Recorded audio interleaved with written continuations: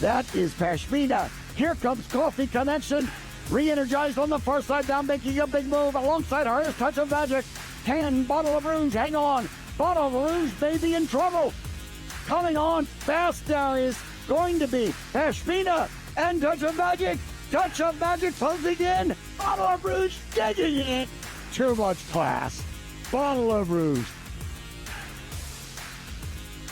Bottle of Rouge, morning line favorite for Saturday's Virginia Oaks as the road to the Kentucky Oaks heads to Virginia, presented by Spendthrift Farm. And she was a Grade 1 winner last year in the Del Mar Debutante at 9-1. She ran in the Breeders' Cup Juvenile Fillies. She was 6th in that heat and then came back first start as a 3-year-old to take the Sunland Park Oaks. And she's going to be one of the headliners for the Virginia Oaks on Saturday, going 1 mile and a 16th. Again, 1 turn distance, 1 mile and a 16th on the main track out at Colonial. And Bottle of Rouge 6-5, Dazzling Dame 5-2. These are going to be the 2 favorites, I think, by far in the Virginia Oaks. Yep, and Bottle of Rouge, play on words. Vino Rosso means bottle of red, but it's named after a Harry Styles song, actually. Jill Baffert, huge Harry Styles fan. And that's good because he's just dropping a new album here pretty soon. Starting another world tour, yeah. You not a fan? I don't know. I really don't know. Yeah. I'm sure I've heard the music, but I don't know. That's an honest answer. I do know Dazzling Dame is a filly who can run. She was a winner by the 11 lengths in the Basanda Stakes back on the 3rd of January.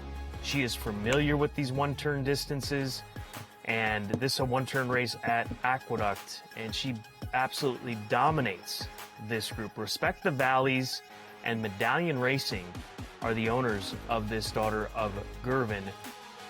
Brittany Russell's the conditioner. Brittany's going to have some strong hands to play through the week out at Colonial. No question. And this is one of them. Yep. And Dazzling Dame, ridden by Jevian Toledo.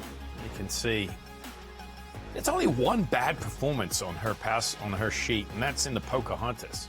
Now, I could look at that and say, what was the reason? Did she go to the sidelines after it? No.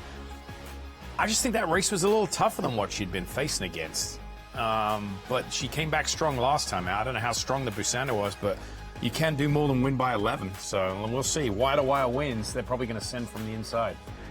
And Brad Cox, another barn that we're going to see plenty of this weekend at Colonial, and Hit Parade, the number 2 horse, is his charge in the Virginia Oaks. This is a Gary and Mary West homebred daughter of Street Sense. She broke her maiden for 50 in a maiden 50,000 claimer at Churchill back in September, won a starter allowance race. And out of that starter allowance race at the end of December, as a still 2-year-old, she wins the Untappable Stakes. Yeah, and then she goes into the Martha Washington at Oaklawn Park. Excuse me, she didn't run very well that day. Probably just the competition got a little bit tougher. But yeah, coming off a maiden 50 win, she's a stakes winner. So I don't know. I think she's 3-1 on the line. I think is a little too short for her. Irad, though, Brad Cox, might bring the number down a little bit. She's got something to prove. I mean, that's the reality. The 1-turn, speaking of Dazzling Dame and her affinity for the 1-turn distance, this filly's best race may have come in that 1-turn race at Churchill, albeit in the starter allowance race. I know the competition not quite there, but that was a pretty strong effort that she put together to win by, call it a half length. Virginia Derby Day on Saturday, the new Royal New Kent Stakes, that's race number 5. The Sandy Bottom Stakes, that split division. Division 1 is race 6, race 7, Division 2, both 7-horse fields. And then we get into the Road to the Kentucky Oaks and the Road to the Derby in the next 2 races at Colonial, on site this weekend in New Kent, Virginia.